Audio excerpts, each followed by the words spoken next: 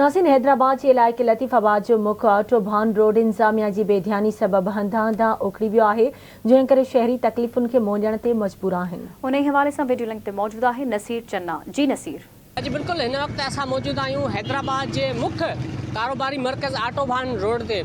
Autobahn road Hyderabad जो अहम कारोबारी मरकज़ है, जिथे सॼी सिंध में माण्हू हिते ख़रीदारी लाइ ईंदा आहिनि, पर इन रोड की हालत हाणे इंतहाई ज़बून थी चुकी है। रोड उखड़ी वियो है, जंहिं करे पत्थर जेके आहिनि उहे ॿाहिरि निकिरी आया आहिनि ऐं रोड की हालत तमामु घणी ख़राब है, जंहिं करे जेके गाॾियूं अचनि थियूं मुसाफ़िर गाॾियूं, उन सवार जेके मुसाफ़िर आहिनि उहे पिणु सख़्तु परेशानियुनि खे ॾुखियाईनि खे मुंहुं ॾेई रहिया आहिनि। हिते जो जेको ड्रेनेज सिस्टम है उहो नाकारा हुअण जे करे जेको गंदो पाणी है उहो रोड ते बीठल हुजे थो, जंहिं करे बि जेके पैदल ईंदड़ वेंदड़ माण्हू आहिनि उहे सख़्तु तकलीफ़ुनि खे मुंहुं ॾेई रहिया आहिनि। कुझु वक़्तु पहिरियां हिन रोड जी मुरमत त कई वई, पर रोड ॿीहर जेको आहे सो उखड़ी वियो आहे ऐं गंदो पाणी जेको आहे उहो पिणु रोड ते बीठल हुजे थो। हिते जे माण्हू जो चवणु आहे त ऑटोबान रोड हैदराबाद जो दुबई सॼो वेंदड़ आहे, पर हिन रोड जी हालत इंतहाई ख़राबु आहे, जेकर रोड हंधा हंधा उखड़ी वियो आहे ऐं पत्थरनि जे करे जेके गाॾियूं अचनि वञनि पियूं उहे पंचर थी वञनि थियूं